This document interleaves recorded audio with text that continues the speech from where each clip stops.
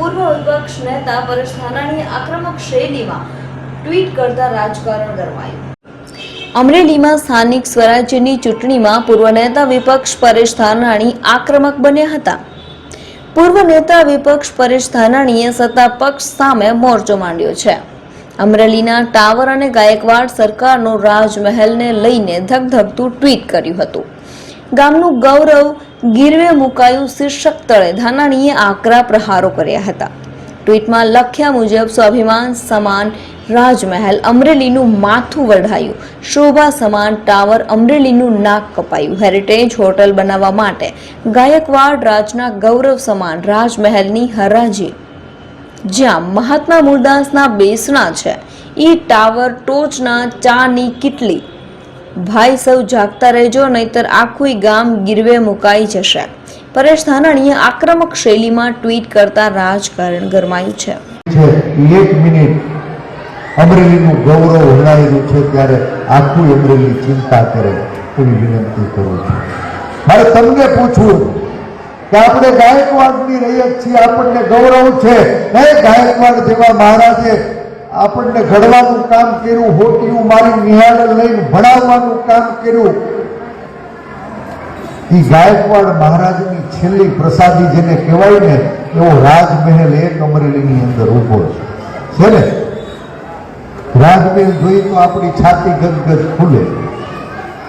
આ રાજમહેલ ગાયકવાડ મહારાજની પ્રસાદી આપણે જોઈ છે કે હમણાં નવા નળિયા ચડ્યા, ભીતના નવા થાય છે, એ હુકામ થાય છે, તમને કોઈ ખબર ખરા?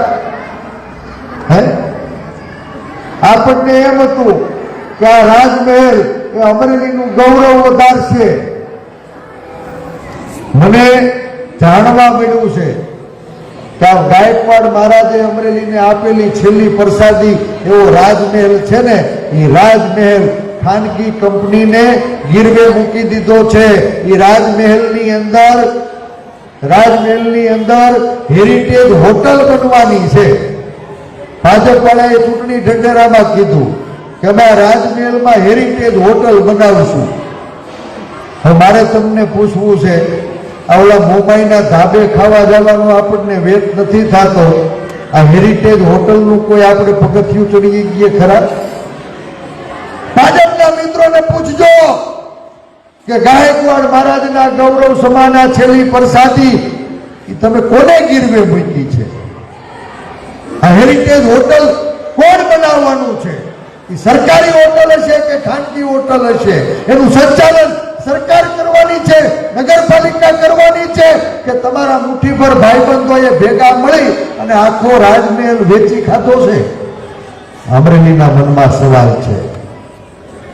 24 તારીખે મતદાન છે અને દાવા સાથે કહું છું, આખા અમરેલીના ગૌરવ સમાન બાપ આ રાજમહેલ છે ને, એ રાજમહેલ સત્તામાં બેઠેલા અહંકારી લોકોએ ઢગલિયું વેચી અને હોટલ વાળા ખોળે કરી દીધો છે।